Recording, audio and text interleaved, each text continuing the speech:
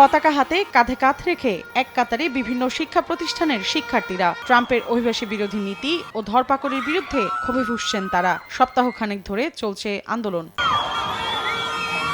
স্থানীয় সময় শুক্রবার যুক্তরাষ্ট্রের ক্যালিফোর্নিয়ার দক্ষিণাঞ্চলীয় শহর লস অ্যাঞ্জেলেসে বিক্ষোভে নামেন শিক্ষার্থীরা। মেক্সিকো, গুয়েতেমালা, এল সালভাদোরের পতাকা হাতে শান্তিপূর্ণ বিক্ষোভ শেষে তারা জড়ো হন সিটি হলের সামনে। দাবি জানান অভিবাসীদের গ্রেফতার বন্ধ করে সাদরে আমন্ত্রণ জানানোর।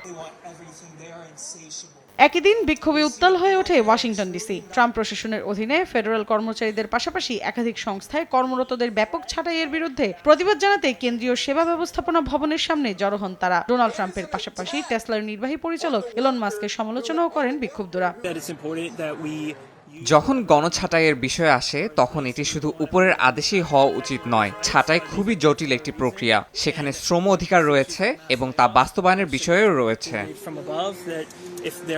ট্রাম্পের নীতির বিরুদ্ধে আন্দোলন চলছে ভারতেও। যুক্তরাষ্ট্র থেকে ফেরত পাঠানোর সময় যাত্রাপথে ভারতীয় অবৈধ অভিবাসীদের হাত পায়ে শিকল পরিয়ে রাখার প্রতিবাদে শুক্রবার দেশজুড়ে আন্দোলনে নামে প্রধান বিরোধী দল কংগ্রেস পার্টি। বিক্ষোভকারীরা বলেন, যুক্তরাষ্ট্র ভারতের জনগণের সঙ্গে যে দুর্ব্যবহার করেছে তা পুরো জাতির জন্য লজ্জার। এমন পদক্ষেপে নয়াদিল্লি, ওয়াশিংটনের অভ্যন্তরীণ ও পররাষ্ট্রনীতি ভেঙে পড়ার শঙ্কা তাদের।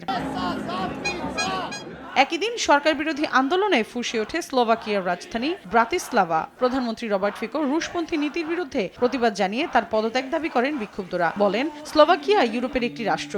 দেশটির বাসিন্দারা চান স্বপ্ন পূরণের পথে যেন কোনো বাধা না আসে, আর চান না রাশিয়ার মতো কোনো স্বৈরশাসক।